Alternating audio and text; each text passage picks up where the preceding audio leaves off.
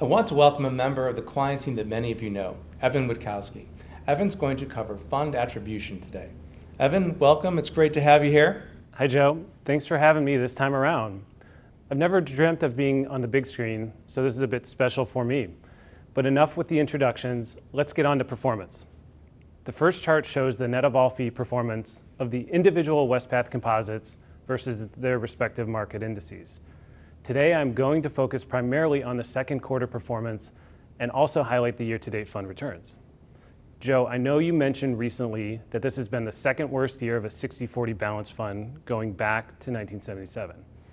If this is the second worst year, I have to believe this ranks as one of the worst quarters for a balanced fund.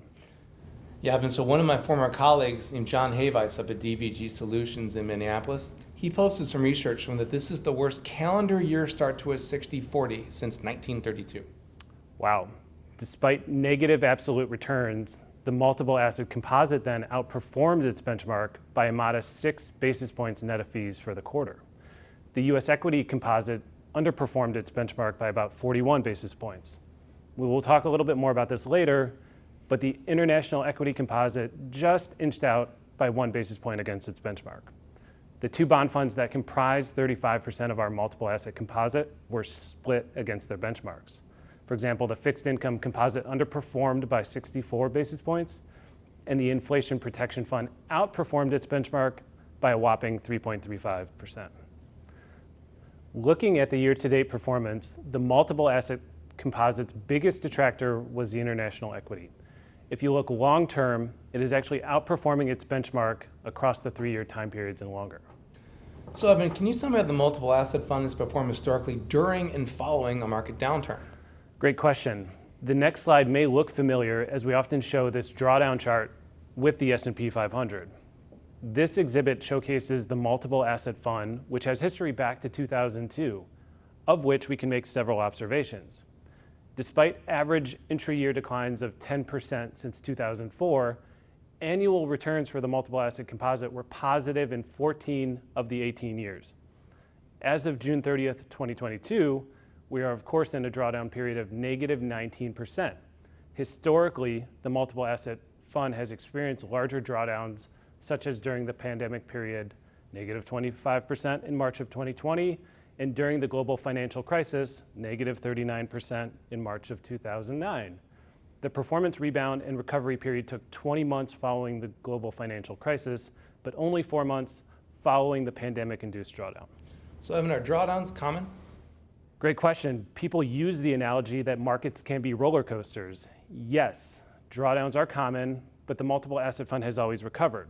Since 2004, the multiple asset fund has experienced double-digit intra-year drawdowns in 6 calendar years prior to 2022. While in only 2 of these 6 years, the fund ended the year in positive territory, in all 6 years, it generated positive returns the year following a double-digit drawdown, with an average return of 15%. It's important to remember, too, that the fund is a well-diversified strategy among many different asset classes, managers, and styles. As in any market cycle, the leaders will sometimes be laggards. When we did this webinar a year ago, our 3-year performance was in the 26th percentile and everything beyond was in the top quartile. So according to one of our managers, Wellington, 80% of asset managers fall below the median of a universe on a rolling 3-year basis at some point. Underperformance happens. As both an asset manager and an asset owner, this makes us think twice about abandoning our long-term strategy.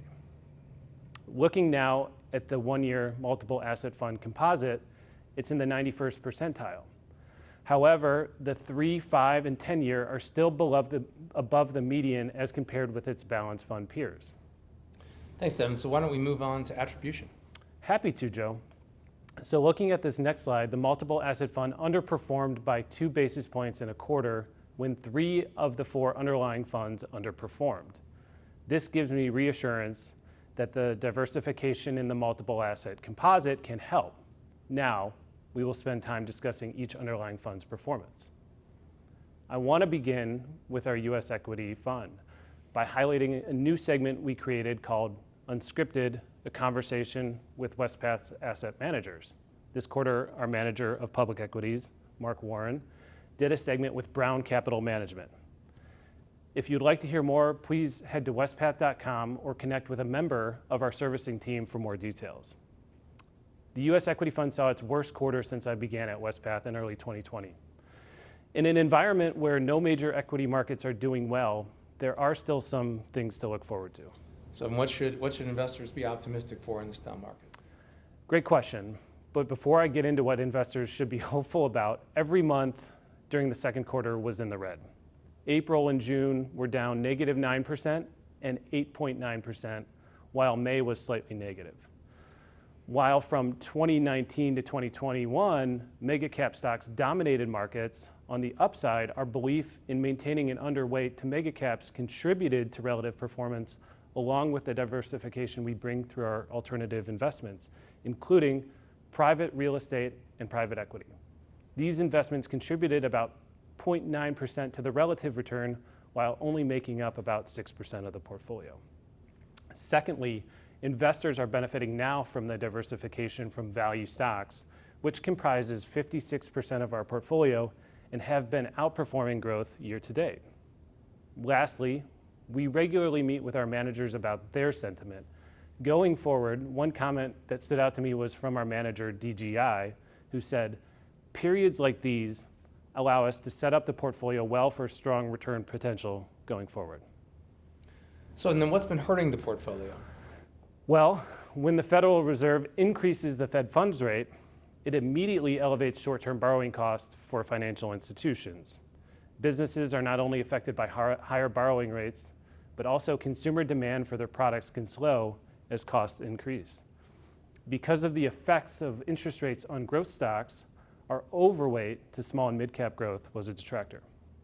Applying the interest rate concept to our growth manager, Zevenbergen, we learned that in periods of underperformance, they not only bounce back, but they find companies with rare compounding ability.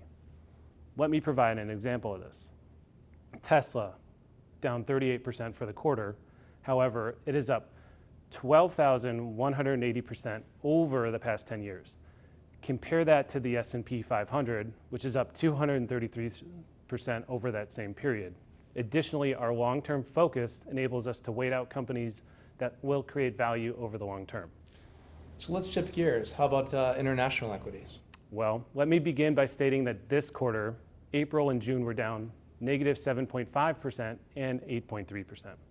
Not as bad as on the US side, but again, let me remind everyone that almost every major asset class was down for the quarter. In essence, there was nowhere to hide unless you had a barrel of oil to sell. Alts contributed about 84 basis points to the relative return while making up about 5% of the portfolio.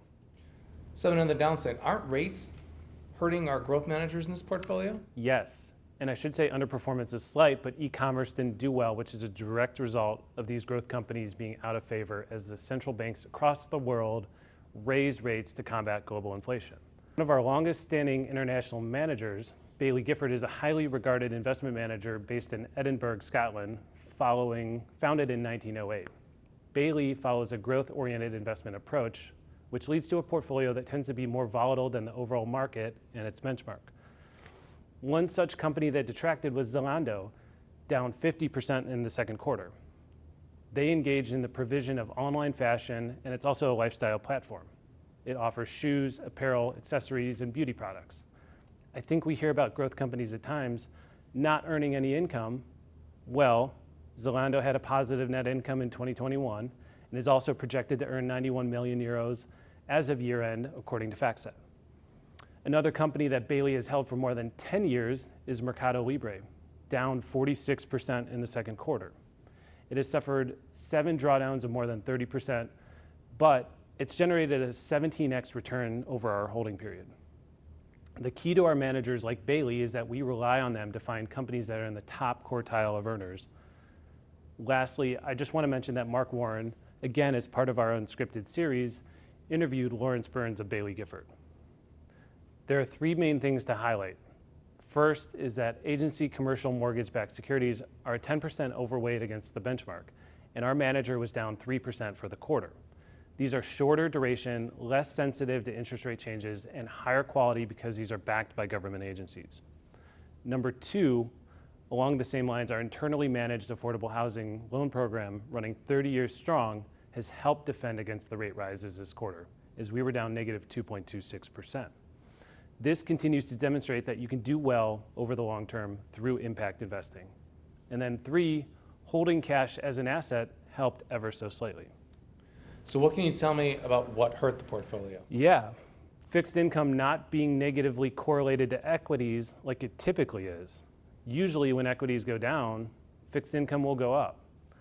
Also, our overweight to high yield when the high yield index was down about 9.8%.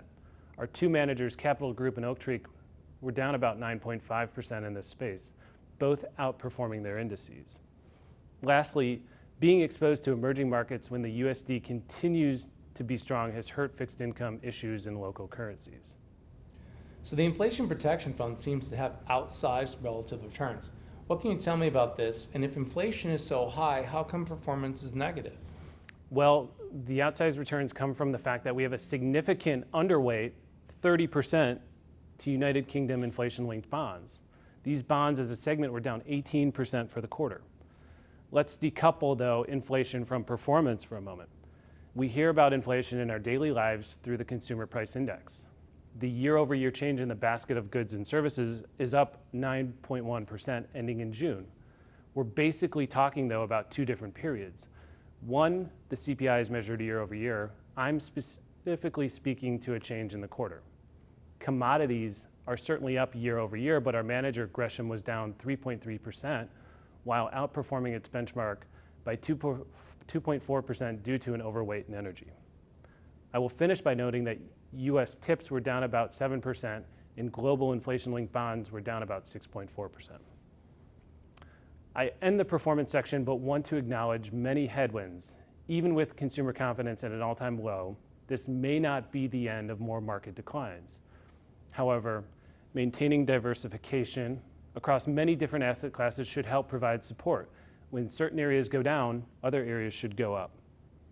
If your organization would like to discuss more, Wespath is here to help and provide reassurances throughout this challenging time. Thanks for the performance update, Evan.